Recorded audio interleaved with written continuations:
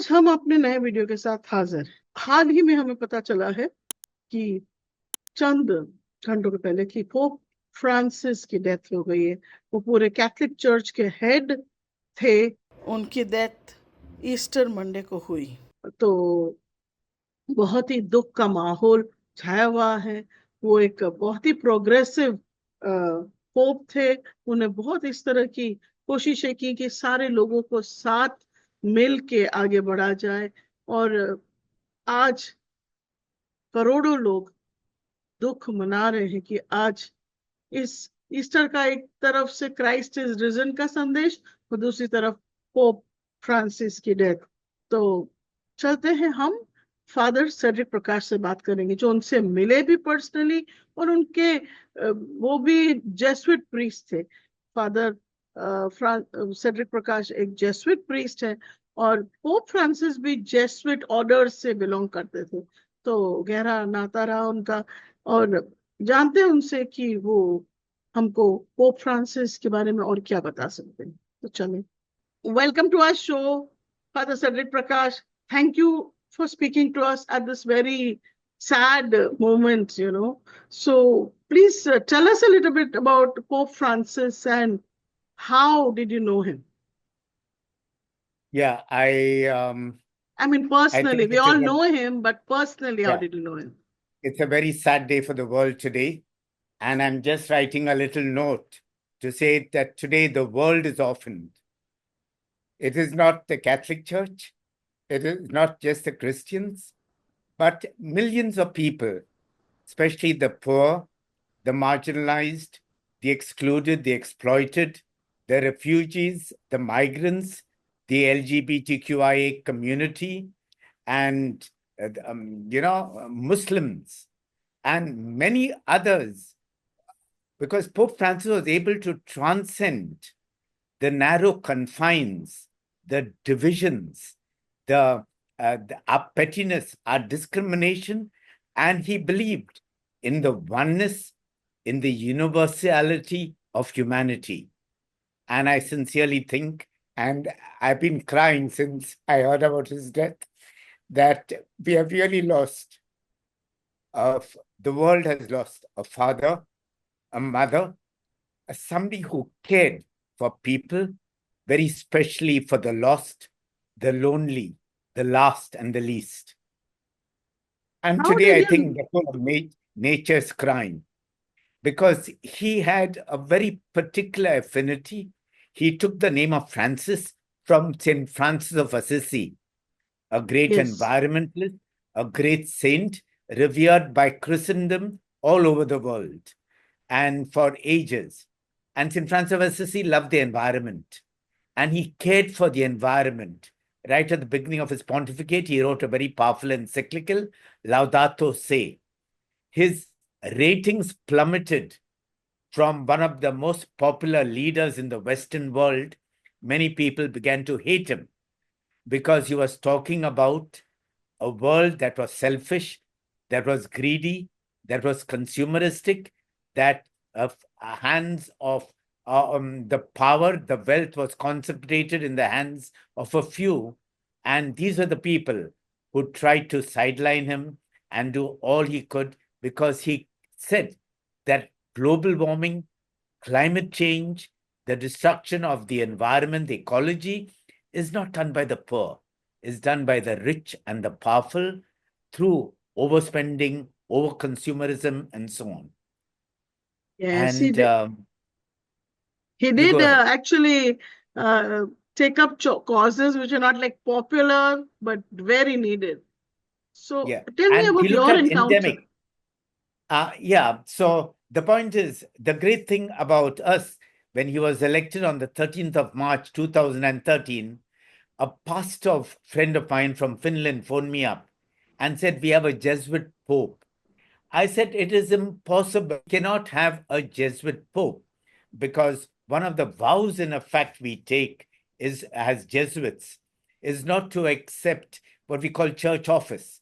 Then under holy obedience, finally, that Cardinal Bergoglio from Latin America, from Argentina, a Jesuit was former provincial, became bishop, became archbishop, and cardinal, was elected by the conclave on the 13th of March 2013, was in fact a watershed moment in the history not only of the Catholic Church, but of the world. I had only one great ambition in my life. I wanted to meet this Pope because I've been studying him, I've been reading him, I've been following him minutely all these years. Finally, I got this opportunity when on a visit, in a program in the Vatican in December 2019. And I spent some special moments with him. First of all, I told him I was a Jesuit, and he was a Jesuit. He was very, very happy about that. Then I told him I'm from India, and this is what he Oh, told me. As a young priest, as a young Jesuit, I always wanted to come to India, and I still want to come to India, but the government of India will never invite me. The government of India has never invited this Pope because they are oh, frightened, because he'll take a stand. The Prime Minister just back-patting him and saying, okay, come to India, is no government of India invitation. And it yes. is that his one wish, his one dream was to come to India. That remained unfulfilled. For me, somebody who loved him, somebody who cherished him, a fellow Jesuit, he used a lot of terminology which was typical of the Society of Jesus. He wanted people to discern. He wanted people to dialogue. He wanted us to have the faith justice mandate, to take a stand for the poor and the marginalized of the world. So for me, the world is orphaned today. Millions of people will be mourning, especially those very close to him. But I mourn him in a very special and a particular way today. Tell us a little bit more about him, because we know something, especially in India, there is little news which is covering a lot of his aspects. So, yeah, the Indians Uh, would like to know about him. so a couple of weeks ago, while the day he came out from hospital, I wrote an article saying, celebrate Pope Francis. He had just finished several years of his pontificate, 12 years since he became Pope. At one stage, he was saying, I have to be Pope for a little while. I think I would like to highlight three things about this Pope. First of all, he was a Pope with no holes barred. He did not. He took on the most powerful people in the world, and he said, those who build walls, those who create divide, cannot say they are Christian. He spoke it out plainly. And the world knows whom you're speaking about. Even now, on Easter Sunday, just yesterday, he had a message of peace. He Right. wanted the world to have peace. He was fighting against wars. When he spoke to the joint session of the US Congress, they gave him a standing ovation, but their heads were all down when he said, close down your industry of death. Stop manufacturing weapons which kill people. You're speaking about the arms and ammunition industry, the industrial military complex, and we know it's one of the most profiteering. He wanted war to stop every single day ever since the war against the Palestinians began. He was calling the church there in Palestine and asking, how are they? He took a stand for the Palestinian people, and that we see in that Christmas icon where he's before the baby Jesus in the Vatican, and the baby Jesus has a kafir, the traditional shawl, the head covered of the Palestinian people. He wanted the war to stop. He wanted the war in Ukraine to stop. He wanted peace in the world. So that was another hallmark. The third is he cared for the migrants and refugees, not about people just merely going to make profits in another country, but people who have become victims of an inhuman, unjust system where war, where human trafficking, where perhaps natural calamities like droughts and floods, hold sway, and people have to flee. So he says, those who have share your material wealth. He himself went to Lesbos, the Greek island, where there were thousands of refugees, and he brought back some Muslim refugees to the Vatican. Every year since his pontificate, he used to go to the prison there in Rome, and he washed the feet, just as Jesus washed the feet of the disciples on Maundy Thursday. He used to get down on his knees and wash the feet of the prisoners. And these were people who do not believe in God. These were Muslim. These were women. These were adolescents. On Maundy Thursday, 3 days ago, he went again to the prison. He could not bend down to wash the feet of the prisoners, but he told them this: "You are there. I should be in your place," he told them. And they just cried. They just cheered, because some of them are hardcore prisoners, but he loved them. Then another thing is, he tried to create bridges. That is important among peoples, among what we called the separated brethren, people from other churches. He tried to create links with the Orthodox communion, with people from every walk of life. He welcomed them. He welcomed, however hardcore the head of a nation or state is. He definitely welcomed them, hoping to touch their hearts, hoping to melt.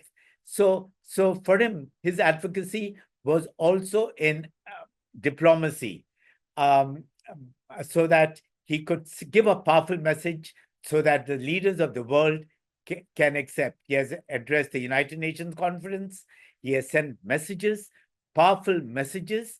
If people read them and take him seriously, it should work for a better, a more humane, and a just world. And finally, he was a man of God. Right. He was a man of God. Prayer. He spent long hours in prayer, long hours at the altar, praying. And one of his favorite icons was Joseph, the husband of Mary, the foster father of Jesus. And he had a sleeping Joseph by the side of his pillow. And this became the most popular statue of Joseph. Joseph used, in his dreams while he was sleeping, the angel of God used to appear to him and give him messages. So he said, whenever I do not know what to do, how to resolve a problem, I write it on a piece of paper and I keep it under St. Joseph. But it is significant because on the 19th of March 2013, he assumed office.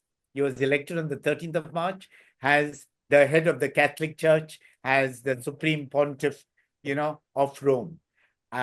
It's a very sad day. The world will miss him. I will miss him. And it is, Can I just say that he wasn't scared to call off the powerful. He actually, the Vice President of US, J.D. Vance, he called him out for their stand, the US stand on migrants or illegal migrants recently. Right. He called him out. Parolin spoke to him. He gave him a courtesy visit because he was not well.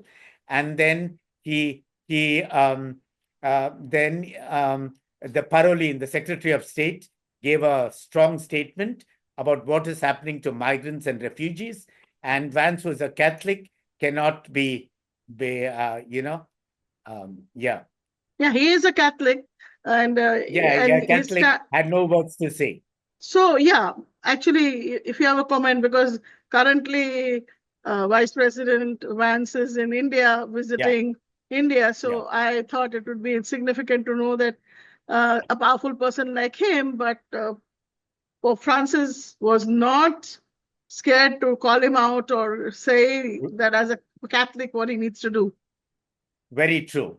He says if you're a Catholic, he's a convert to Catholicism, you have to care. Jesus went out to the marginalized, to the poor, to the lost, to the woman caught in adultery, to the blind, to the lame, to the leper. And to be an authentic Christian, you cannot deport people You have to, I mean, every country has its rights.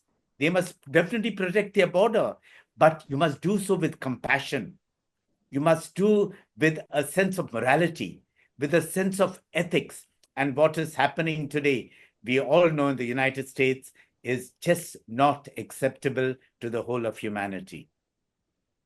His last tweet is doing the rounds. Would you like to tell us? His last tweet is really a powerful tweet he did before he died. Pope Francis in his last tweet said, I would like us to renew our hope that peace is possible from the Holy Sepulchre, the empty tomb, that is where Jesus rises, the Church of the Resurrection, where this year Easter is being celebrated by Catholics and Orthodox on the same day. May the light of peace radiate throughout the Holy Land and the entire world. And that is important. And we were hoping after he came back out of the hospital, he was recovering. He went there, he spoke to the crowd on Easter Sunday yesterday, but God knows best. And today, I'm sure, being a saint, he's enjoying that eternal life. Right. Thank you. Thank you for speaking to us. Good. Thank you. Good. Thank you. तो आपने देखा कि किस तरह से एक दुख का माहौल पूरी दुनिया में फैला हुआ है। पोप फ्रांसिस की डेथ हो गई है। वो बहुत ही उनने कोशिश की कि सद्भावना बनी रहे, शांति बनी रहे दुनिया में, और उन्होंने सब लोगों को अपील किया कि शांति बनाए, लड़ाई युद्ध खत्म करें। आपका क्या मानना है? आप डेफिनेटली हमारे वीडियोस पे कमेंट कीजिएगा। आप हमारे वीडियोस को शेयर कीजिए, लाइक करते हैं तो डेफिनेटली लाइक कीजिए और सब्सक्राइब जरूर कीजिएगा। नमस्ते।